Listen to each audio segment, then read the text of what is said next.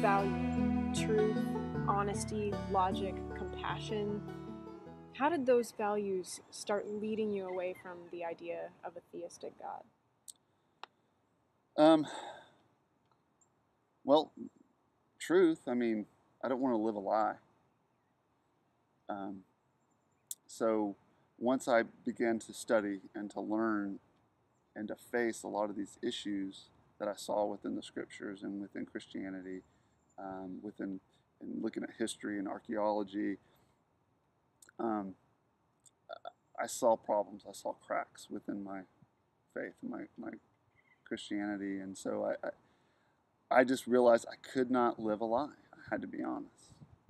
Um, and regarding atrocities, once I saw once I saw that God had done these things and ordered these things, and I guess I kind of covered this a little bit earlier, I just knew that I could not follow that or serve that or worship that. And I don't see how anybody with any sense of morality could serve and worship and follow a God who had done and ordered the things he did in the Old Testament.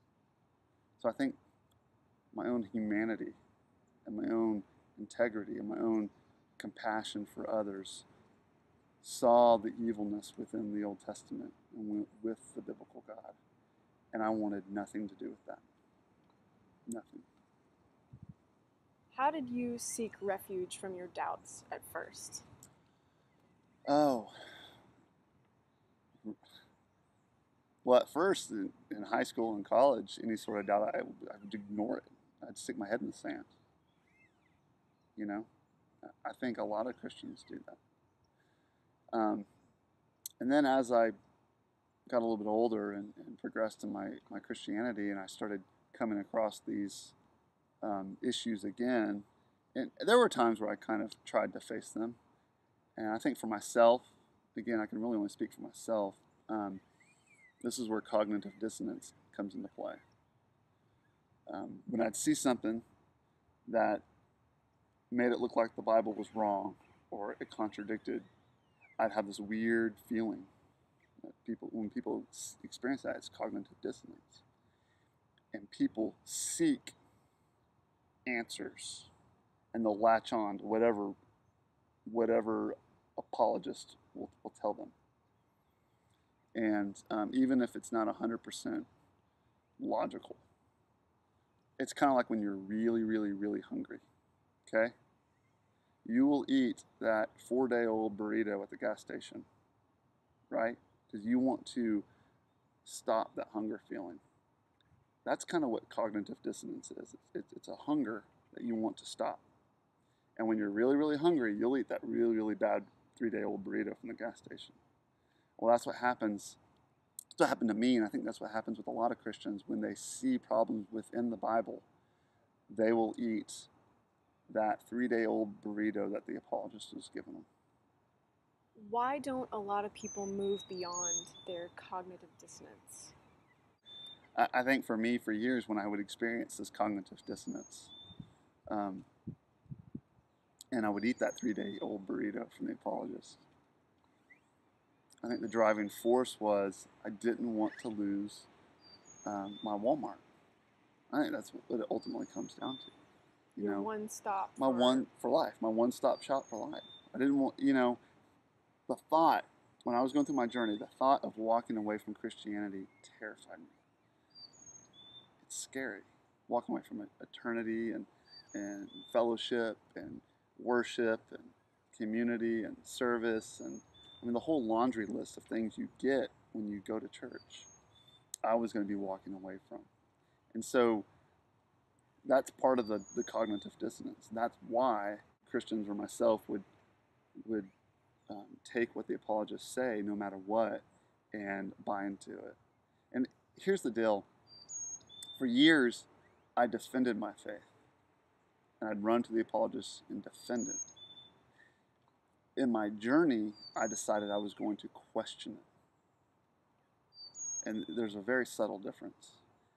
And I figured when I was going through my journey that if God is true, then he had nothing to fear from questions. Truth has nothing to hide. So question your faith. Don't defend it. If you truly question it, and you come out clean on the other side and your faith is intact, then hey, you're stronger, you know? But if you truly question it and you find out, hey, you know what, I was wrong, well, then you're not living a lie anymore. You're not living in this mythological world anymore. And so it's a win-win deal.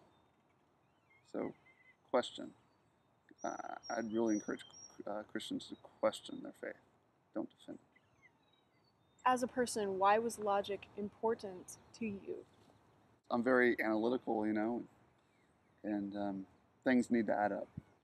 When I started looking at God, I use this analogy of a Western town on a movie set. You have the bank, you have the jail, you have the hotel, you have the bar, But when you look on the side, like they're interviewing Clint Eastwood or something, you could see the 2x4s holding up the facade sign. Well, I decided if God was God, God being the front of the building, that he would have a side and another side, he would have a rear, and he would have a roof. And if God were God and the Bible were real, and the things that happened in the Bible were real, then there would be evidence. Like there's a trail right here. We know that people walk on this trail. I mean, you can tell. You can see old footprints. You can tell it's worn. There's some trash here and there. So there's evidence that people have been on this trail. So I was going to look at God from a historical point of view, from an archaeological point of view, from an anthropological point of view.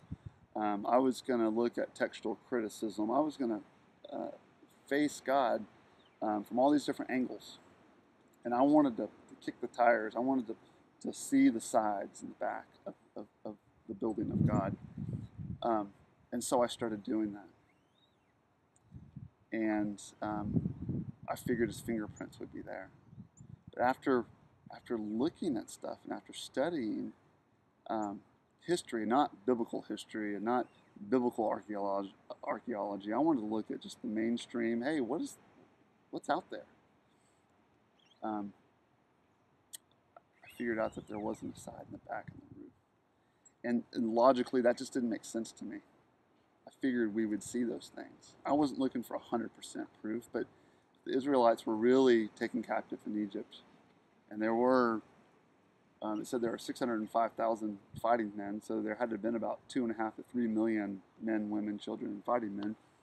You would see evidence within archaeology in Egypt, but you don't see that in the hieroglyphics or any sort of Egyptian archaeology. You don't see them 3 million people wandering the desert for 40 years. The Sinai Desert's not very big. And they pretty much camped out at 2 spots. A lot of people don't know that. 2 spots. One was an oasis kind of in the center, and one was further to the south near, I forget which sea it was. 38 years they were at that spring. Okay? So, if you have 3 million people living at one spot, you're going to have trash, you're going to have feces, you're going to have dead people, because they all died before they entered Canaan. Why do we not have evidence of that? And I've studied quite a few different archaeologists who have studied Egypt and Sinai and stuff like that. One great book is The Bible on Earth. I know I'm kind of going long-winded here, but that was huge for me. It didn't add up. And that's just one example, but the lack of evidence in multiple stories was not there. And so, logically speaking, it didn't make sense, and I couldn't go there anymore. And that's one of the things that helped me out of my religion.